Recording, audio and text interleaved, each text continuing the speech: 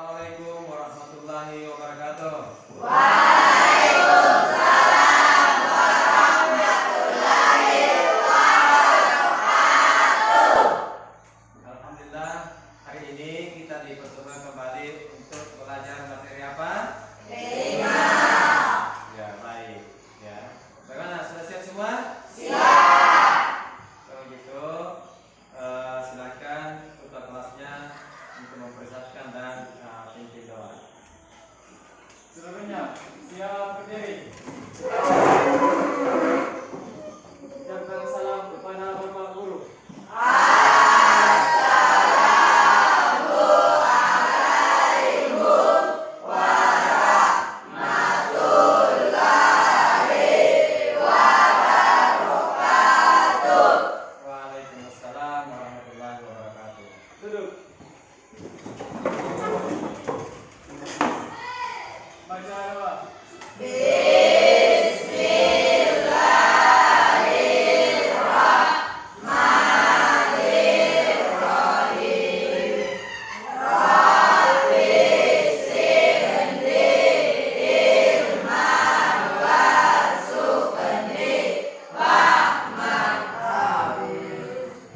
Baik, anak sekalian, silakan sebelum kita masuk materi, silakan diperiksa diperbaiki pakaiannya, kemudian periksa disiplin kita, segala sampah yang berserakan.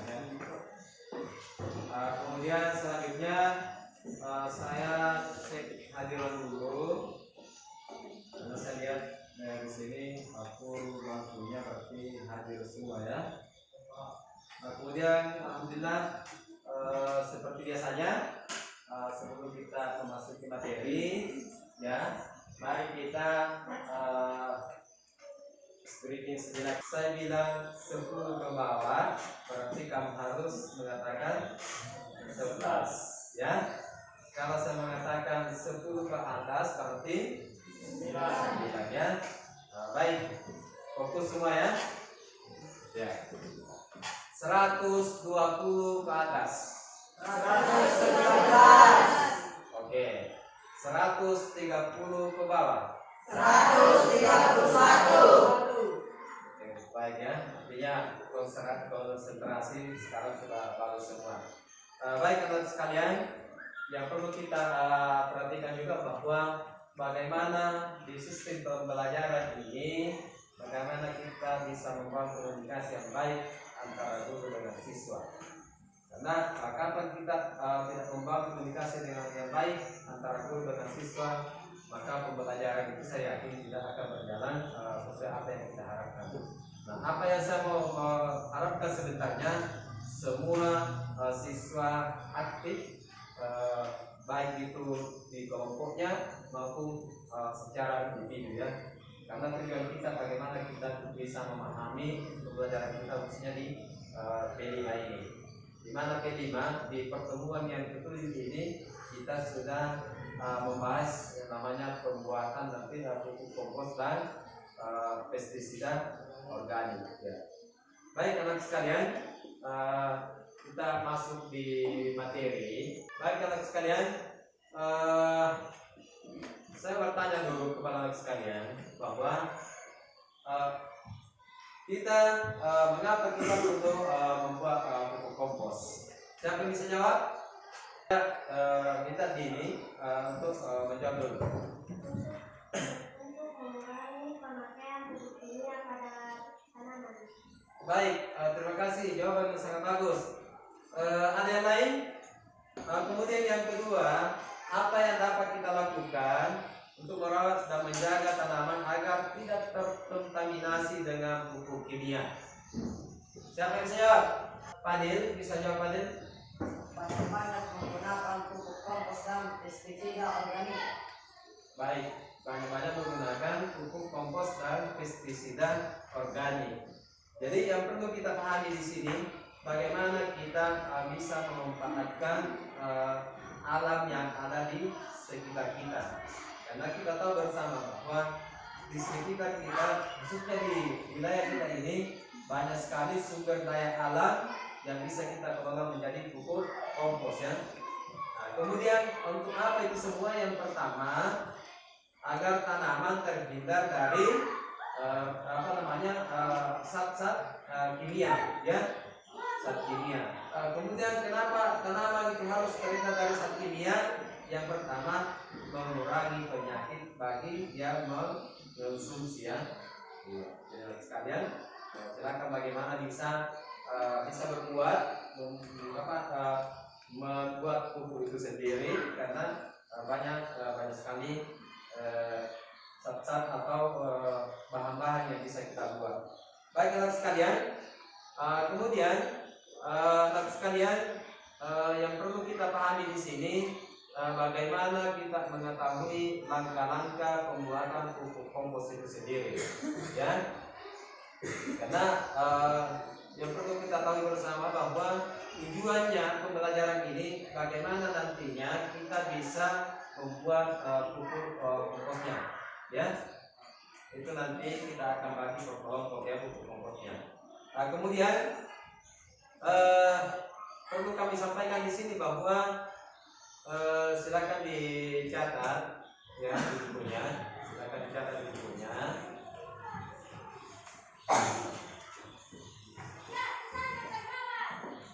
Ya,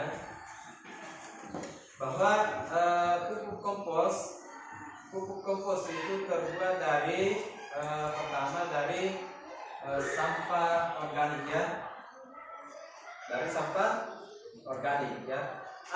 Ada yang tahu apa itu maksudnya yang dikatakan sampah organik, ya?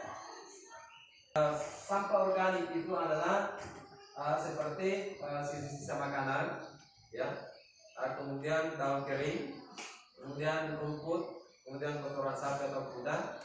Itu bahan dari pembuatan pupuk kompos, ya. Kemudian langkah-langkahnya bagaimana kita itu persiapkan semua bahannya, ya. Kita persiapkan semua bahannya. Dimana bahannya itu yang ada di sekitar kita semua, ya. Siap, ya? Ya. Jadi yang kedua itu tadi, ya, pupuk kompos yang kita melangkah lagi ke pembuatan pestisida organik, di mana pestisida organik ini itu untuk mencegah artinya banyak penyakit sama tanaman. Makanya kita khususnya di P5 ini bagaimana bisa membuat pestisida organik, ya. Karena di luar sana para petani khususnya yang di tanaman padi, sayur-sayuran itu selalu menggunakan pestisida kimia. Dampaknya apa? Itu banyak sekali penyakit yang kita konsumsi secara tidak sadar, ya. Makanya di pembelajaran hari ini kita akan mempraktekkan juga atau akan membuat tata cara membuat pupuk pestisida organik, ya. Nah, ada bahannya itu pestisida organik, ya, yang sangat mudah sekali ditemukan. Yang pertama itu bagaimana ada gula merah, ya, ada lengkuas, kemudian jahe, kemudian jamur pisang, serai, dan bawang sesak. Itu bahannya. Masih banyak sekali jenis-jenis lainnya, ya. Kemudian bagaimana caranya membuat bahwa itu bahan-bahannya kita kumpulkan, kemudian kita iris tipis-tipis, ya. Kemudian kita satukan dalam satu wadah. Jadi baik anak sekalian, saya kira itu saja bahan materi yang saya sampaikan pada hari ini, dan sampaikan ada beberapa tujuannya, ya, sehingga tujuannya itu bisa kita betul-betul tujuannya seperti ini. Bagaimana kita mengenal namanya gula merah, ya? Gula merah, tahu yang namanya gula merah? Tahu. Ada anak-anak sekalian, bagaimana kita bisa membuat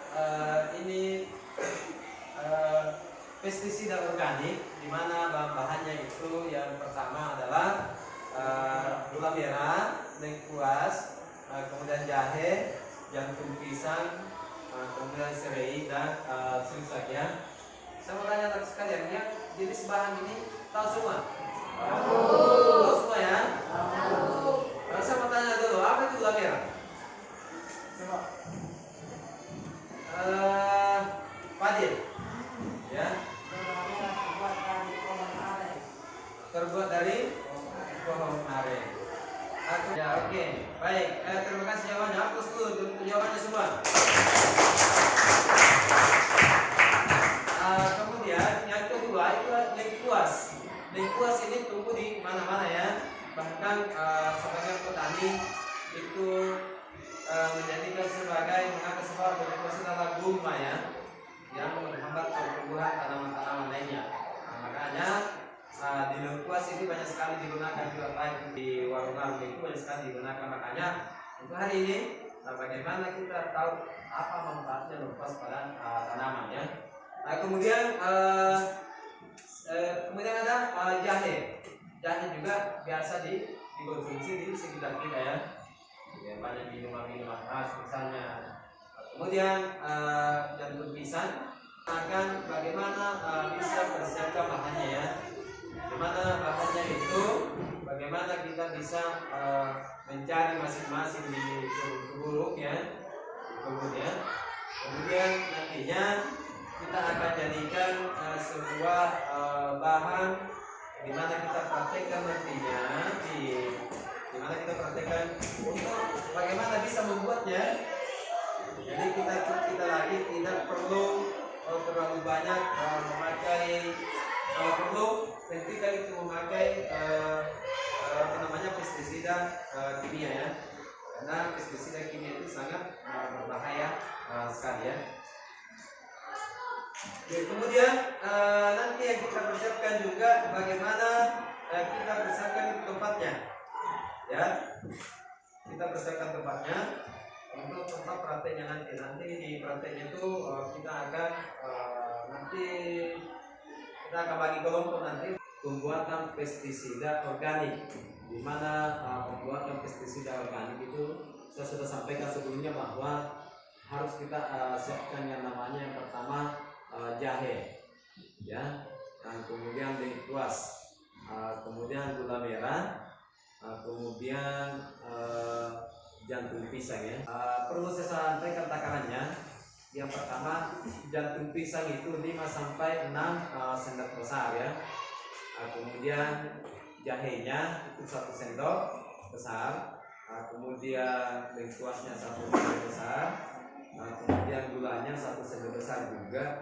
Kemudian caranya itu diiris halus-halus ya, diiris halus-halus. Itu yang 3 bahannya, kecuali jantung pisang ini bisa seperti daun serai lebarnya ya, bisa agak tebal. Jadi untuk itu saya persilakan kepada 2 orang masing-masing mewakili kelompoknya untuk tampil di meja praktek untuk mempraktekkan. Jadi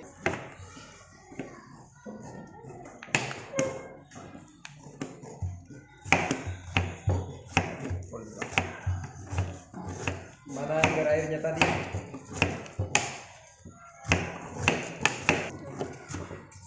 Itu yang muda-muda itu.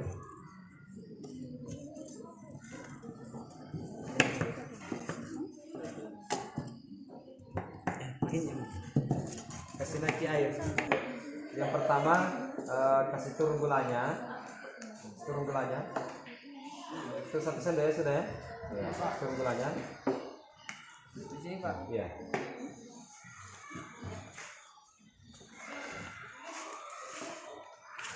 Kemudian diaduk.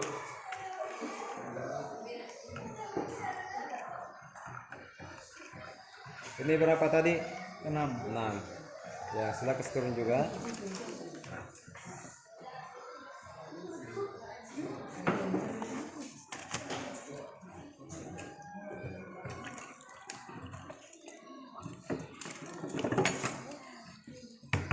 Ya, silakan lengkuasnya ke turun.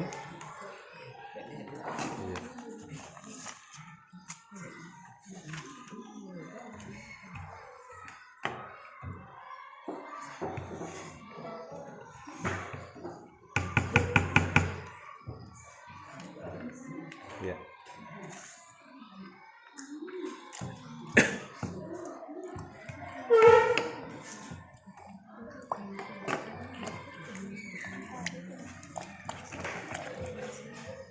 Jadi baik, saya bahas sedikit.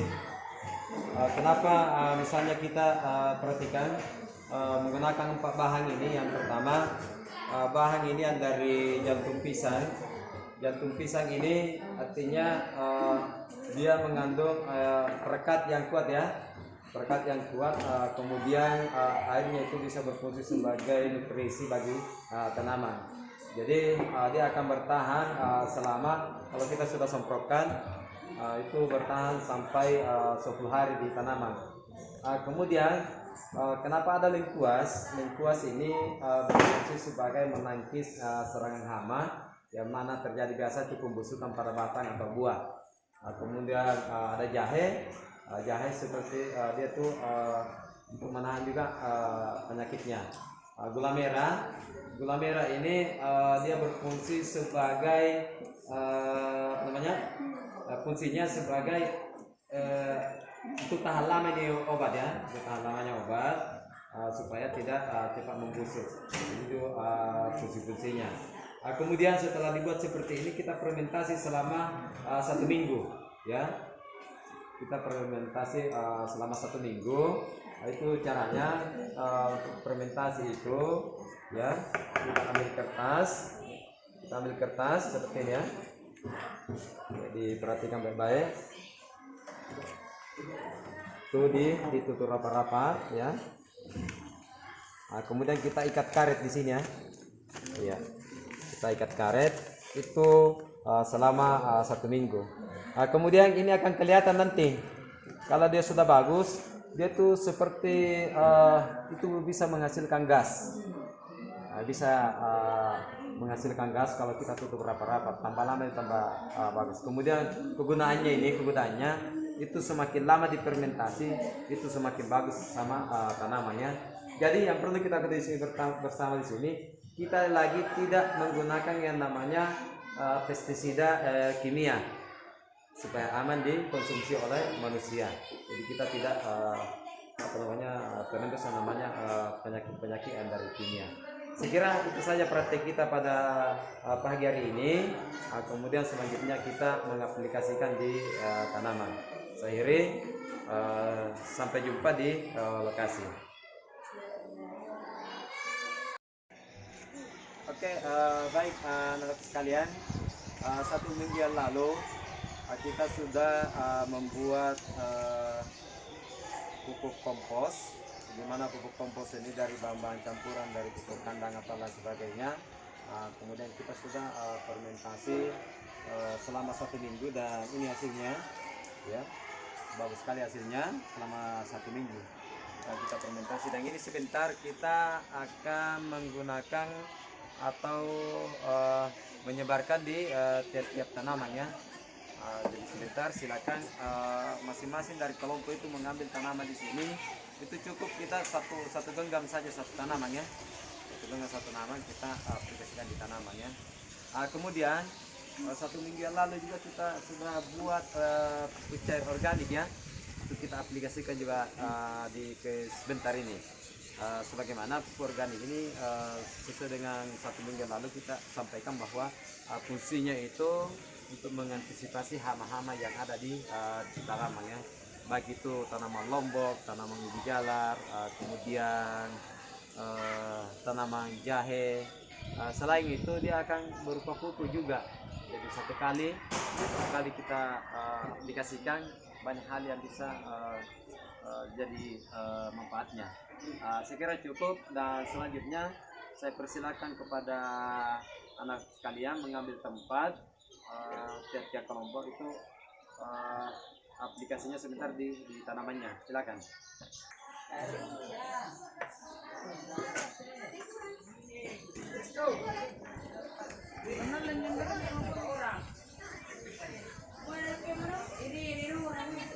Ya, dekat-dekat penduduk sini dulu.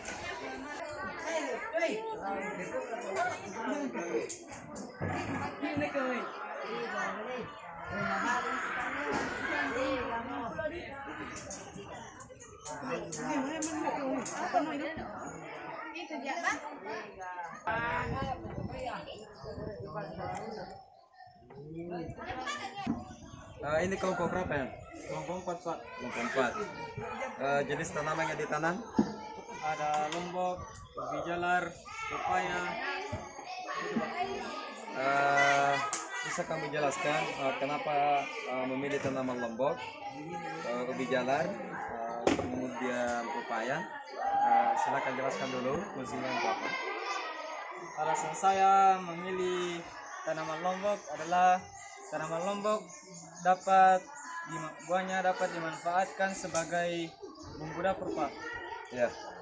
Selanjutnya, Dan saya juga memilih tanaman ubi jalar yang saya tanam di bedengan agar ubi jalar ini dapat menghambat tumbuhnya rumput Pak, dan buahnya dapat dikonsumsi. itu ya, dua tanaman ya. Kalau pepaya fungsinya apa? Alasan saya menanam pohon pepaya Pak karena fungsi daunnya dapat dimanfaatkan menjadi obat-obatan. Kemudian satu lagi yang saya mau tanya ini, ada apa ya? Ada karung. Ini karung di atas bedengan. Fungsinya apa ini? Fungsi karung ini Pak Iya. agar sama seperti fungsinya ubi jalar Pak, menghambat tumbuhnya rumput dan supaya bedengan tidak cepat kering di musim kemarau Pak. Oh iya iya. Oke baik ya, terima kasih untuk kelompok 4. Silakan dikembangkan ya. Iya. Terima kasih ya.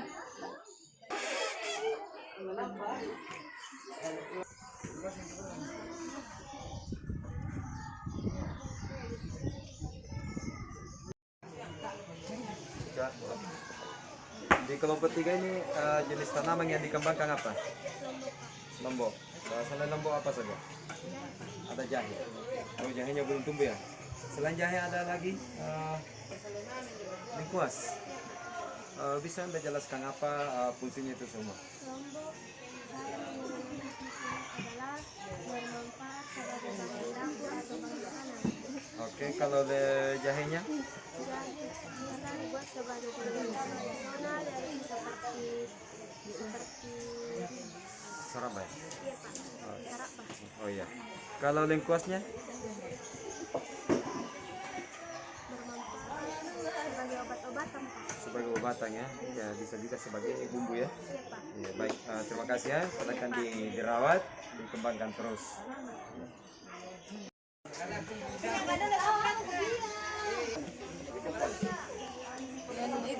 Iya, dia enggak.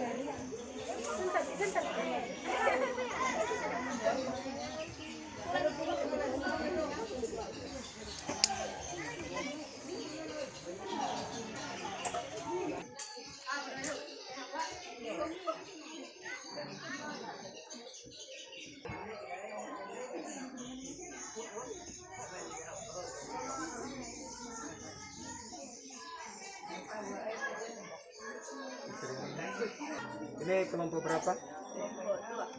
Kelompok 2. Jenis tanamannya ini apa saja? 13 lombok 2 terong. 2 terong. Lomboknya jenis ada beberapa ya? Ada 3 jenis lomboknya. Terima kasih ya. Silakan dikembangkan terus.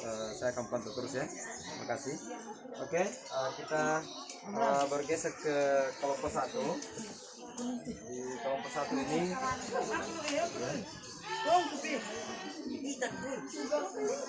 silakan diaplikasikan untuk punya.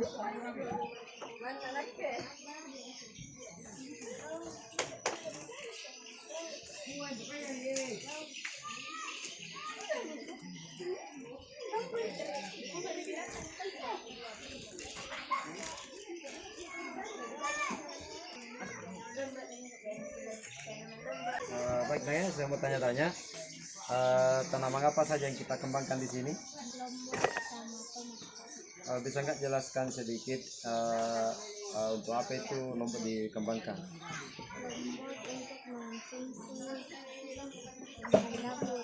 Untuk konsumsi di bahan dapur ya? Untuk bahan dapur juga. Oke ya. Jadi baik, ini dikembangkan terus ya, karena saya lihat di sini ada beberapa jenis tanaman ya. Ada lomboknya saja ini ada beberapa jenis tanamannya, ada 5 jenis tanamannya ya. Silakan dikembangkan, dirawat ya. Inilah tadi rangkaian pembelajaran P5 yang telah kita terapkan sama ada beberapa praktek-praktek tadi, baik itu penggunaan pupuk organik, kompos organik, kemudian penggunaan pupuk cair organik. Tujuannya untuk melakukan hal-hal yang telah kita persiapkan supaya tidak ada lagi kita memakai namanya bahan-bahan kimia. Terima kasih. Saya akhiri. Assalamualaikum warahmatullahi wabarakatuh.